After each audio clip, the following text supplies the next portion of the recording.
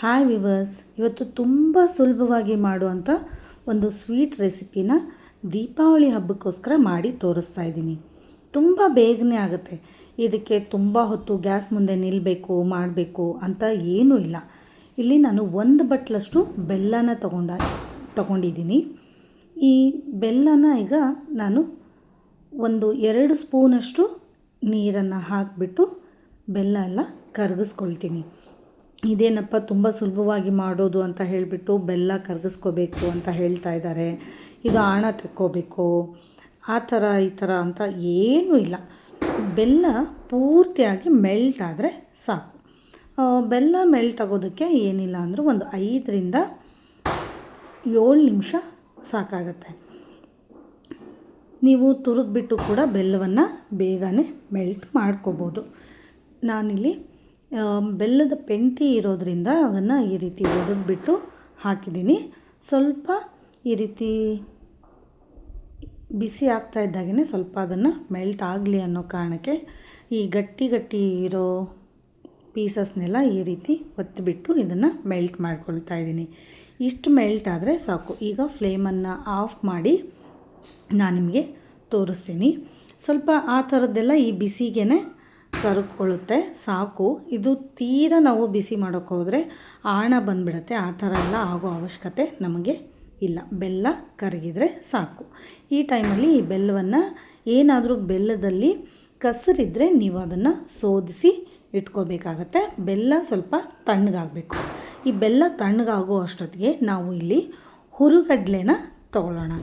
ಹುರುಗಡ್ಲೆ ನಾನು 2 ಬಟ್ಲಷ್ಟು, ಯಾವ ಬಟ್ಲಲ್ಲಿ ನಾನು ಬೆಲ್ಲವನ್ನು ತೊಗೊಂಡಿದ್ನೋ ಅದೇ ಬಟ್ಲಲ್ಲಿ 2 ಬಟ್ಲಷ್ಟು ನಾನು ಹುರುಗಡ್ಲೆನ ತೊಗೊಳ್ತಾ ಇದ್ದೀನಿ.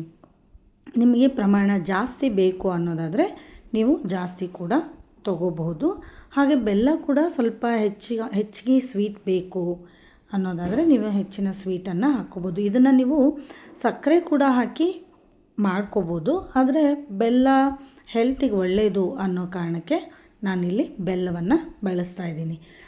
ಸೊ ಹುರಿಗಡಲೆನ ನಾನು ಮಿಕ್ಸಿ ಜಾರ್ಗೆ ಹಾಕಿಬಿಟ್ಟು ಪುಡಿ ಮಾಡಿ ತೊಗೊಂಡಿದ್ದೀನಿ. ಈ ಥರ ಸ್ವಲ್ಪ ಇದನ್ನು ಜರಡಿ ಮಾಡ್ಕೊಳ್ತಾ ಇದ್ದೀನಿ. ಅಂದರೆ ಎಲ್ಲಾದರೂ ಸ್ವಲ್ಪ ಕಾಳುಗಳು ಉಳಿದಿದ್ದರೆ ಅದು ಕೂಡ ಬಂದುಬಿಡಲಿ ಅನ್ನೋ ಕಾರಣಕ್ಕೆ ಈ ರೀತಿ ಅದನ್ನು ಜರಡಿ ಮಾಡ್ಕೊಳ್ತಾ ಇದ್ದೀನಿ. ತುಂಬ ನೈಸಾಗಿ ಬಂದಿದೆ ಹಿಟ್ಟು. ಈಗ ಈ ಹುರಿಗಡಲೆ ಹಿಟ್ಟಿಗೆ ನಾನು 3ರಿಂದ 4 ಸ್ಪೂನಷ್ಟು ಕೋಕೋ ಪೌಡ್ರನ್ನು ಹಾಕ್ತಾಯಿದ್ದೀನಿ. ಹೌದು, ಕೋಕೋ ಪೌಡ್ರನ್ನು ಹಾಕಿ ಇದಕ್ಕೆ ನಾನು ಮಾವ ಆಗಲಿ ಬೇರೆ ಯಾವುದನ್ನು ಬಳಸ್ತಾ ಇಲ್ಲ. ಅರ್ಧ ಬಟ್ಲಷ್ಟು, ನಾನು ಯಾವ ಬಟ್ಲಲ್ಲಿ ಬೆಲ್ಲ ಮತ್ತು ಹುರಿಗಡಲೆ ತೊಗೊಂಡಿದ್ದೀನೋ ಅದೇ ಬಟ್ಲಲ್ಲಿ ಅರ್ಧ ಬಟ್ಲಷ್ಟು ಮಿಲ್ಕ್ ಪೌಡ್ರನ್ನು ತೊಗೊಂಡಿದ್ದೀನಿ. ಈ ಮಿಲ್ಕ್ ಪೌಡ್ರ್ ಬಳಸೋದ್ರಿಂದ ಈ ಮಾವ ಟೇಸ್ಟ್ ಅದು ಕೊಡುತ್ತೆ. ಇಷ್ಟನ್ನು ಮಾತ್ರ ಹಾಕಿಬಿಟ್ಟು ಇದನ್ನು ಈಗ ಚೆನ್ನಾಗಿ ಮಿಕ್ಸ್ ಮಾಡ್ಕೊಳ್ತೀನಿ. ನೀವು ಬೇಕಾದರೆ ಮಿಲ್ಕ್ ಪೌಡ್ರನ್ನ ಕೋಕೋ ಪೌಡ್ರನ್ನ ನೀವು ಜರಡಿ ಕೂಡ ಹಿಡಿದ್ಬಿಟ್ಟು ಹಾಕ್ಕೋಬೋದು. ಈ ರೀತಿ ಚೆನ್ನಾಗಿ ಇದೆಲ್ಲವೂ ಹೊಂದ್ಕೋಬೇಕು. ಆ ರೀತಿ ಇದನ್ನು ಮಿಕ್ಸ್ ಮಾಡ್ಕೊಳ್ಳೋಣ. ನಾನು ಮುಂಚೆನೇ ಹೇಳಿದಾಗೆ ನಿಮಗೆ ಇದನ್ನು ಕೂಡ ನೀವು ಜರಡಿ ಹಿಡಿದು ಒಂದೇ ಸಾರಿ ಮಿಕ್ಸ್ ಮಾಡ್ಕೋಬೋದು. ಕೆಲವೊಬ್ಬರು ಹೇಳ್ತಾರೆ ಇದನ್ನು ಮಿಕ್ಸಿ ಜಾರಲ್ಲೇ ಹಾಕಿಬಿಟ್ಟು ಮಿಕ್ಸ್ ಮಾಡ್ಕೋಬೋದಲ್ಲ ಅಂತ. ಇಲ್ಲ, ಸ್ವಲ್ಪ ಕೋಕೋ ಪೌಡ್ರಲ್ಲಿ ತೇವಾಂಶ ಇರುತ್ತೆ, ಹಾಗೆ ಮಿಲ್ಕ್ ಪೌಡ್ರಲ್ಲೂ ಕೂಡ ಸ್ವಲ್ಪ ತೇವಾಂಶ ಇರುತ್ತೆ. ಡ್ರೈ ಆಗಿದ್ದರೂ ಸ್ವಲ್ಪ ಪ್ರಮಾಣದ ಎಣ್ಣೆ ಅಂಶ ಕೂಡ ಇರುತ್ತಲ್ವ, ಆ ಕಾರಣಕ್ಕೆ ಇದೇ ರೀತಿ ಹಾಕ್ಕೊಂಡು ಮಾಡ್ಕೊಳ್ಳಿ. ಈಗ ನಾನು ಕರಗಿಸಿ ಇಟ್ಟಂಥ ಬೆಲ್ಲದ ರಸವನ್ನು ಹಾಕ್ಕೊಳ್ತಾ ಇದ್ದೀನಿ. ಒಂದೇ ಸಾರಿ ಹಾಕ್ಕೊಳ್ಳೋ ಹಾಗಿಲ್ಲ, ಸ್ವಲ್ಪ ಸ್ವಲ್ಪನೇ ಇದನ್ನು ಈ ರೀತಿ ಮಿಕ್ಸ್ ಮಾಡ್ತಾ ಹೋಗಬೇಕು. ಚೆನ್ನಾಗಿ ಇದು ಹಿಟ್ಟಿಗೆ ಹೊಂದ್ಕೋಬೇಕು. ಇದು ಸ್ಪೂನಿಂದ ಅಷ್ಟೊಂದು ಚೆನ್ನಾಗಿ ಮಿಕ್ಸ್ ಆಗಲ್ಲ ಅನ್ನೋ ಕಾರಣಕ್ಕೆ ನಾನೀಗ ಕೈಯಿಂದನೇ ಇದನ್ನು ಮಿಕ್ಸ್ ಮಾಡ್ಕೊಳ್ತಾ ಇದ್ದೀನಿ. 4 ಸ್ಪೂನು 2 ಸ್ಪೂನು ಈ ಥರ ಹಾಕಿ ಇದನ್ನು ಚೆನ್ನಾಗಿ ಮಿಕ್ಸ್ ಮಾಡ್ಕೋಬೇಕು.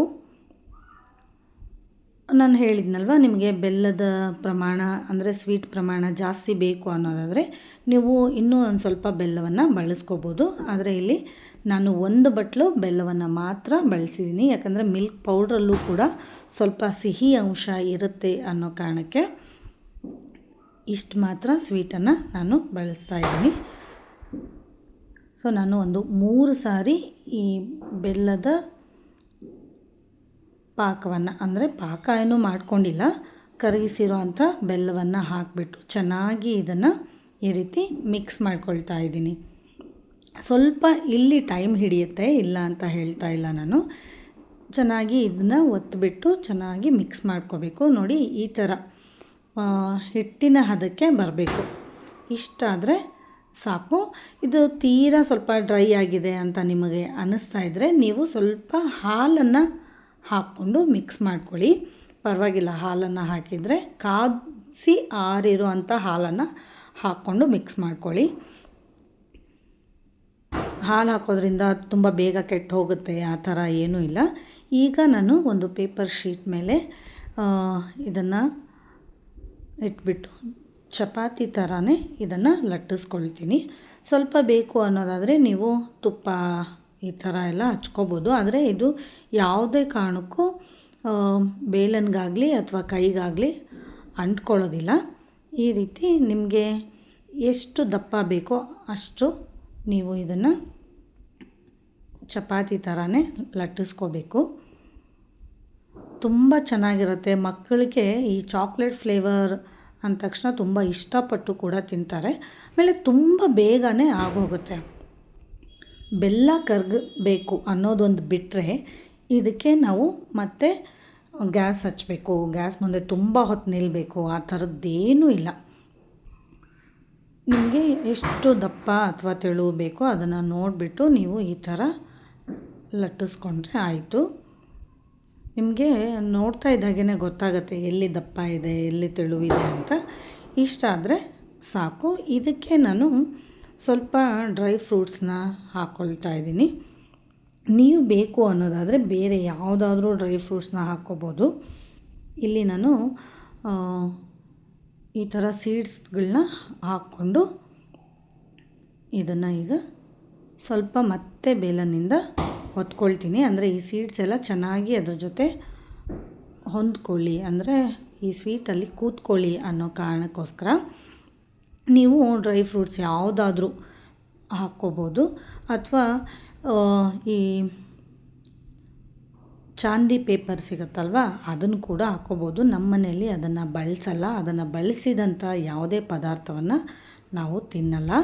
ಆ ಕಾರಣಕ್ಕೆ ನಾನಿಲ್ಲಿ ಈ ರೀತಿ ಸೀಡ್ಸ್ಗಳನ್ನ ಮಾತ್ರ ಹಾಕ್ಕೊಳ್ತಾ ಇದ್ದೀನಿ.